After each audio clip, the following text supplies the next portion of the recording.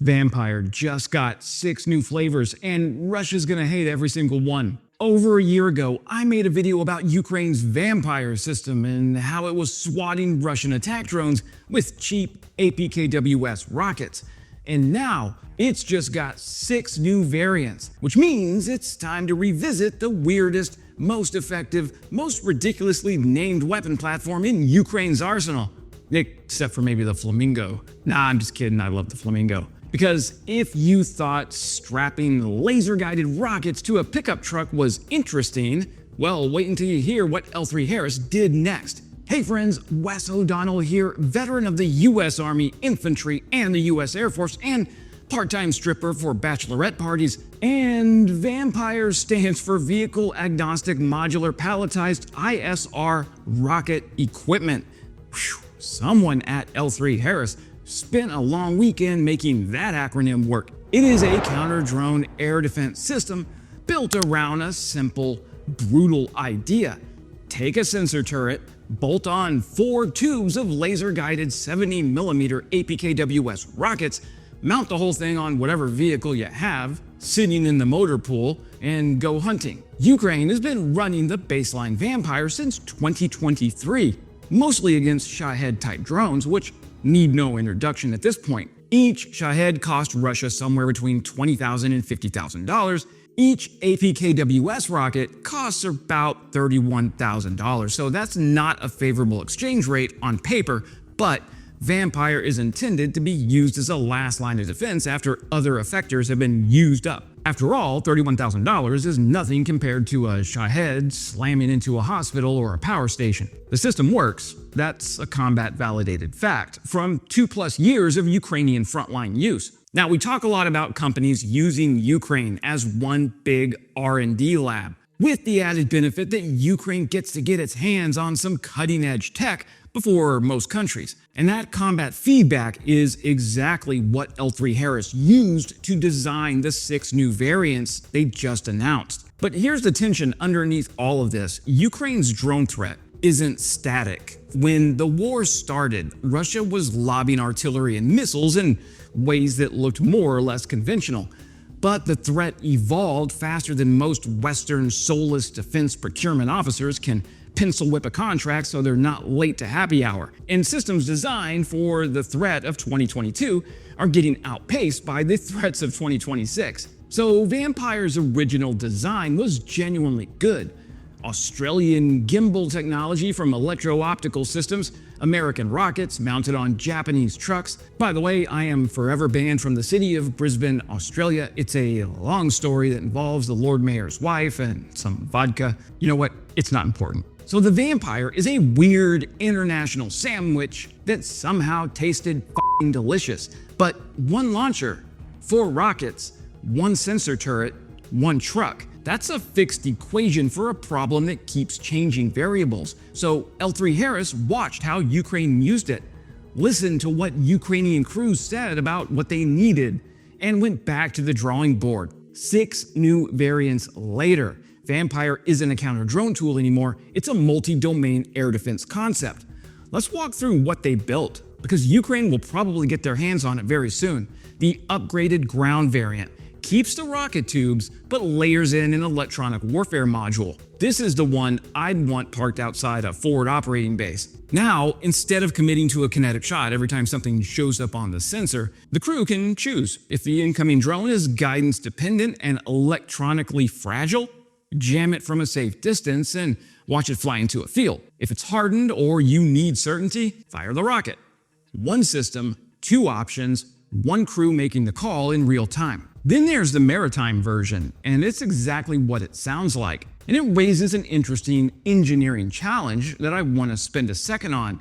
When you're on a ship or a fast boat, the platform never stops moving. The sea is constantly pushing you up, down, and sideways. It's the motion of the ocean, baby. Keeping a targeting lock on a small, fast-moving drone under those conditions requires a genuinely exceptional gimbal. Now here's the thing about EOS that makes the gimbals for the Vampire. EOS is the Australian company, crikey, that makes the gimbal in the Vampire. They also track space debris in orbit, down to objects the size of a penny. If your gimbal can follow a bolt tumbling through low Earth orbit at 17,000 miles per hour, a Shahed flying over the Black Sea is not a difficult target. The maritime vampire puts that capability on a fast-moving boat, giving Ukrainian forces a mobile, hard-to-target air defense layer in exactly the waters where Russia keeps trying to push through. Then there's the airborne variant, my personal favorite, because it's the kind of thinking that happens when aeronautical engineers start asking,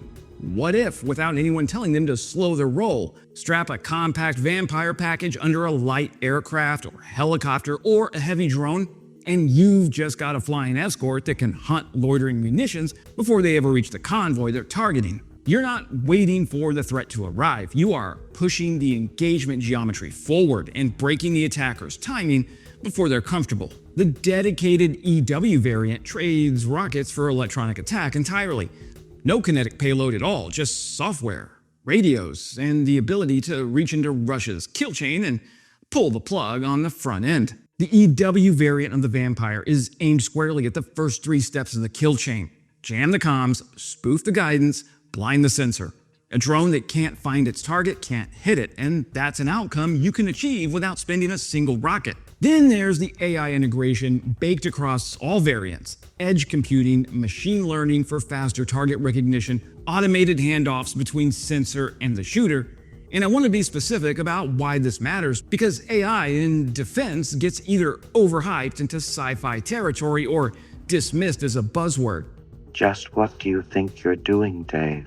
What it actually does in a system like Vampire is compress the time between something's out there and here's a recommended engagement profile for the operator to approve. That compression, measured in seconds or milliseconds, is the difference between an intercept and a miss. Humans still make the call, the AI just makes sure the human has what they need to make it faster. Finally, the reloading architecture got a complete rethink, and this one came directly from Ukrainian feedback. Faster reloads, modular payload bay, the ability to swap rockets for sensors or EW equipment in the field without a workshop. When you're fighting a war where the logistics chain is under constant pressure and the pace of operations doesn't allow for planned maintenance windows, I can reconfigure this in the field is not a nice to have, it's a survival feature. So here's what all 6 variants taken together actually mean. Vampire started as a counter drone truck.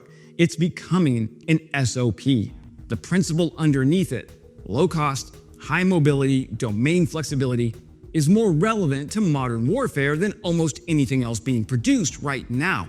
Big, expensive, fixed SAM systems are valuable. I spent 6 months standing guard at a Patriot battery on the Iraq-Kuwait border. Yes, an infantry platoon from the venerable 101st Airborne Division, making sure nobody got remotely close to those Patriots. These are high-value targets, and once Russia identifies one, the full weight of Russian long-range strike capability turns in that direction. You can't hide a Patriot battery as easily as you can reposition a Vampire. Vampire can move, it can adapt, it can be at the front one week and protecting a port the next. That tactical mobility, paired with these new multi-domain variants, give commanders options that big iron simply can't provide. Every system that works in Ukraine gets validated for export and allied adoption in a way that no defense contractor's testing programs can possibly replicate. The new L3 Harris production line in Huntsville, Alabama, isn't just about Ukraine. It's about every NATO ally watching what works in Ukraine and asking their own defense ministries to start writing checks. Over 100,000 APKWS rockets have already been produced. The same rockets that Vampire fires can also be launched from F-15s and F-16s. And Ukraine's Air Force is already doing exactly that from their F-16s. The ecosystem around this system is deep, which means scaling it is a logistics problem, not an engineering problem. Those are much easier to solve, in theory. Wait, how many Vampire systems does Ukraine actually have? Well, L3 Harris said the US ordered 14 Vampire systems for Ukraine back in 2023. Now, those have all been delivered, but how many APKWS rockets does Ukraine have? Well, that is a harder question to answer. Ukraine probably received a few thousand rockets at most back when the Vampires were first delivered. Now, listen, APKWS is just an upgraded Hydra 70 rocket, and the US military bought 167,000 of those back in 2024. But the APKWS guidance kit is the choke point. So here's where we land. Vampire, even before these 6 variants, was already one of the better conceived counter-drone systems in active combat. It was cheap enough to field widely, flexible enough to mount on whatever was available, and accurate enough to kill Shaheds at a rate that made the math work. Now it's got sea legs, airborne reach, electronic warfare teeth, and AI-assisted reaction times. That's not a product update, that's a platform that went to war, learned from it, and came back harder. That's the nature of this war, folks. Adaptation isn't a phase, it's the operational tempo. Okay, that's it for today, my friends. I just launched channel memberships for those of you who would like to support these videos more directly. We are building the best global security community on YouTube. If not, no worries. I know money is tight, gas is expensive, you can't have a subscription to everything, but just subscribing is free, so consider it. And as always, glory to Ukraine, glory to the heroes. Crimea is Ukraine.